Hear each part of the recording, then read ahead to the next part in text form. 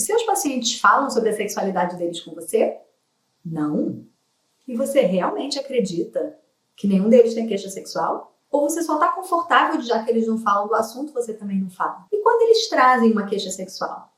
Você sabe como acolher ou você vai desviando o assunto, levando para assuntos que você domina mais? Antes que você se sinta mal, essa não é a minha intenção por aqui. Muito pelo contrário. Meu nome é Aline Sardinha, eu sou psicóloga, pesquisadora com mais de 15 anos de experiência na área da sexualidade e nos últimos 10 anos eu venho me dedicando a formar profissionais para trabalhar com a sexualidade de uma forma séria, ética e adequada na sua prática clínica. Esse vídeo é para você que não é especialista nesse assunto. Eu vou te mostrar como parar de fugir do tema da sexualidade no seu consultório e como você pode lidar com isso com segurança e naturalidade. E mais, como muitas vezes você mesmo, aí no seu consultório, mesmo sem ser especialista, pode ser quem vai ajudar o seu paciente com a maior parte das queixas sexuais que ele tem. Eu sei que, assim como eu e a maior parte dos colegas, você não deve ter tido grande formação na área da sexualidade. Talvez um conteúdo ou outro ali meio superficial, ou uma teoria desatualizada lá do século passado. E eu concordo com você que muitas vezes a gente fica com medo de fazer besteira e acaba achando melhor não fazer nada. Por outro lado, imagina como é ser uma pessoa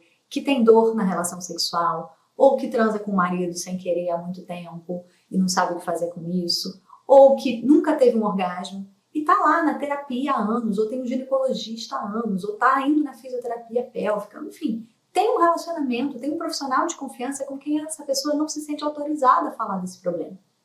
Se a sua paciente ou seu paciente não fala sobre isso com você, com quem mais ele vai poder falar? Se você fosse esse paciente, você não adoraria ter um profissional que pudesse te acolher com seriedade, com respeito e com um pouco de conhecimento técnico? Eu vou te provar que a maior parte dos seus pacientes tem queixas sexuais que eles adorariam poder conversar com você. Sabe como você vai saber? Perguntando.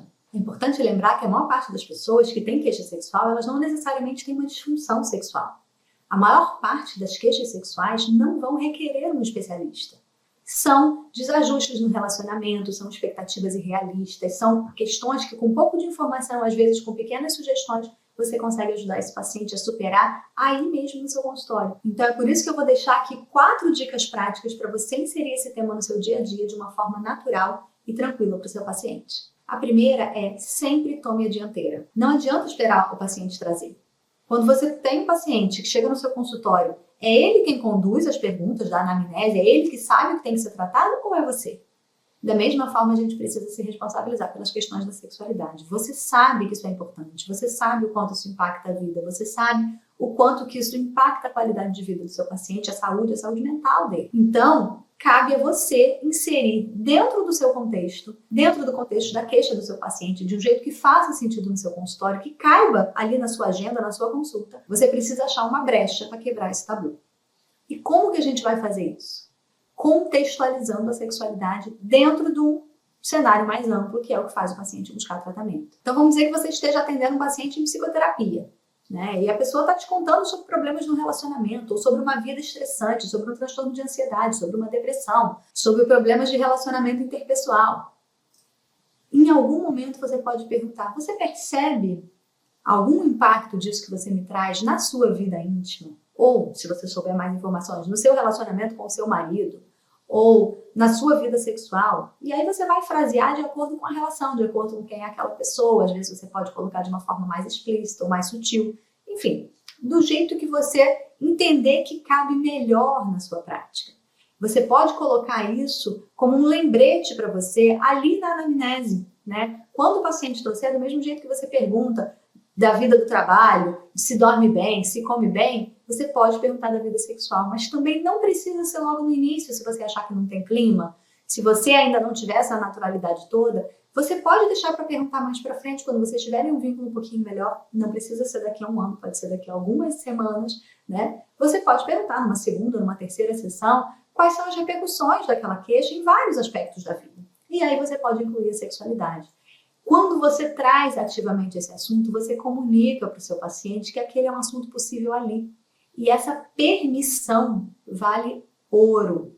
Muitos pacientes ficam muito positivamente surpreendidos com a possibilidade de poder tratar também desse assunto. E aí você vai me dizer, nossa, mas e se o paciente trouxer uma questão da sexualidade, eu não sou especialista, eu vou abrir essa caixa e vou fazer o que com isso? Né? E a nossa tarefa é exatamente abrir as caixas todas, para estruturar um raciocínio clínico mais amplo, e se for o caso, aí a gente vai ver o que vai fazer com isso. Então, o que é importante? A gente não fugir do tema. E se o paciente trouxer uma coisa que você não saiba lidar, você não precisa ter todas as respostas na ponta da língua. O seu paciente sabe que ele não está diante de um especialista na área da sexualidade, então você pode dizer, olha, eu não sou especialista nessa área, mas acho que tem algumas perguntas aqui que eu posso te fazer para que eu possa entender um pouquinho melhor. Nesse primeiro momento, o que o seu paciente precisa é ser acolhido de uma forma respeitosa, ser escutado. E se você tiver alguns conhecimentos sobre sexualidade que vão te permitir fazer um raciocínio clínico ali um pouquinho mais organizado, você já consegue fazer muito por esse paciente. Muito mais do que provavelmente qualquer outra pessoa, qualquer outro profissional já tenha feito por ele em relação à sexualidade. Então, quando você ajuda ele a explorar um pouquinho melhor a queixa, investigar, entender, né, se tem critério para disfunção sexual, se não tem critério para disfunção sexual, qual é o impacto que isso tem na vida dele, como é que ele percebe, o que ele vem fazendo sobre isso, como é que isso está impactando, né, na saúde mental, nos relacionamentos, aí você já tem um pano de fundo um pouquinho maior para começar a fazer algumas hipóteses clínicas e aí ver se você consegue dar conta daquela queixa ali no seu consultório ou se você vai ajudar esse paciente a encontrar uma ajuda especializada em relação a isso. Como você faria com qualquer outra queixa que ele te trouxesse. Se você percebe que o caso está além das suas possibilidades, isso pode ser sim um convite para você se aprofundar. Uma coisa que os meus alunos me falam muito é que quando eles começam a perguntar, eles começam a ouvir sempre as mesmas queixas dos mesmos pacientes. E por quê? Porque se você é ginecologista, vai ter ali uma meia dúzia de coisas sobre a sexualidade que vão se repetir. É menopausa, é pós-parto, é orientações para quem está começando a vida sexual, é queixa de desejo, é queixa de orgasmo, é queixa de dor. Não tem muito como fugir dali. E aí, daqui a pouco, de tanto saber sobre aquele assunto, você acaba sabendo dar orientações melhores sobre a sexualidade. Você pode estudar especificamente. Se você é psicólogo, trabalha com transtornos mentais, é muito provável que você vai lidar com situações de baixa de desejo, de dificuldade de orgasmo, do impacto dos medicamentos na vida sexual, do impacto da própria psicopatologia na vida sexual. Você já começa a entender um pouco melhor sobre algumas coisas. Então, você não precisa ser um especialista da área da sexualidade, mas você precisa ser um especialista na sua área e entender que a sua área repercute sim na vida do paciente. Que existem repercussões que estão também na área da sexualidade e ninguém melhor do que você para dar conta delas. E aí você mesmo pode usar as ferramentas que você domina dentro do seu setting para tentar contextualizar um pouco melhor a questão da sexualidade dentro de um contexto mais amplo, que é tudo que vocês estão fazendo juntos. Algum tipo de tratamento, alguma queixa, uma etapa do ciclo de vida, enfim. O que você já sabe sobre o seu paciente. Você ajudar ele ou ela a contextualizar como que aquilo ali está impactando na vida sexual, na qualidade de vida, a entender o que veio antes, o que veio depois, da onde está vindo o sofrimento, tudo isso ajuda o seu paciente não só a compreender melhor o que está acontecendo, ajuda ele a se sentir acolhido, ajuda ele, muitas vezes, a ter bons insights. E vocês dois podem pensar juntos alguns caminhos possíveis. A maior parte das queixas sexuais se resolve assim, com um pouquinho de informação, com um pouquinho de acolhimento, com um ou outro ajuste, a gente dá conta da maior parte das queixas. Claro que em alguns momentos a gente vai estar falando de comportamentos problemáticos, de situações de disfunção sexual, de traumas, enfim, mas também são situações que se você conseguir identificar ali, aí você faz um encaminhamento para o profissional especialista. Mas a ideia aqui é que você mostre que você compreendeu, que você traga um olhar um pouquinho mais especializado com as ferramentas que você já tem, né, para que você possa mostrar para o seu paciente um panorama de como aquela questão da sexualidade que ele está te trazendo se encaixa no resto do quebra-cabeça. Então, às vezes parece que estudar sobre sexualidade é uma coisa muito diferente da sua prática. Nossa, eu sou fisiopélvica, eu sou enfermeira, por que eu vou estudar? Eu sou psicólogo, só trabalho com transtorno mental, por que eu vou trabalhar com isso? Por que eu vou entender de minorias? Por que eu vou entender de sexualidade? Porque é parte da vida das pessoas que está ali no seu consultório.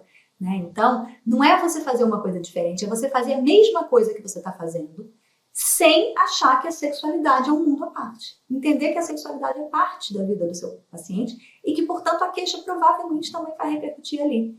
E que, nesse caso, faz muito mais sentido você conceitualizar tudo junto e dar as orientações específicas e entender aquilo como parte dos cenários onde a situação vai repercutir, ao invés de simplesmente setorizar a questão da sexualidade e encaminhar para o especialista como se aquilo não te pertencesse. Então, o que eu posso te convidar é estudar um pouquinho mais sobre a área da sexualidade. Se você quiser, é só se inscrever nesse canal, Toda semana tem vídeo novo por aqui e você vai perceber como isso vai abrir para você um mundo de possibilidades de entendimento, de acolhimento e de solução mais efetiva para as questões dos seus pacientes. Então, quando eu proponho a terapia cognitiva sexual, é exatamente para a gente trazer a ciência da sexualidade de uma forma mais estruturada, mais assertiva, mais organizada e mais fácil para você que não é especialista aplicar no seu consultório, aplicar no seu dia a dia, para que a sexualidade ela possa ser um assunto que não precisa estar da porta para fora, que você possa realmente incorporar com um pouco mais de segurança, né, alguns aspectos e possa se sentir mais à vontade para conseguir fazer pequenas intervenções sobre a sexualidade ali no seu consultório, tendo a certeza de que você vai estar amparado por ciência, que você vai ter ferramentas que são pensadas exatamente para ajudar o seu paciente. Então, a terapia cognitiva sexual, ela propõe um método estruturado e confiável que vai te ajudar a perder o medo de vez de falar de sexo com seu paciente. Se esse vídeo fez sentido para você, então fique por aqui, já se inscreve no canal, ativa o sininho e a gente se vê na próxima. Se você quiser se tornar um especialista em terapia cognitiva sexual, preste muita atenção. As vagas da pós-INTCS são limitadas e abrem apenas em períodos específicos. Aqui na descrição tem um link da nossa lista de espera, onde você pode se cadastrar e receber com prioridade o aviso quando as inscrições forem abertas.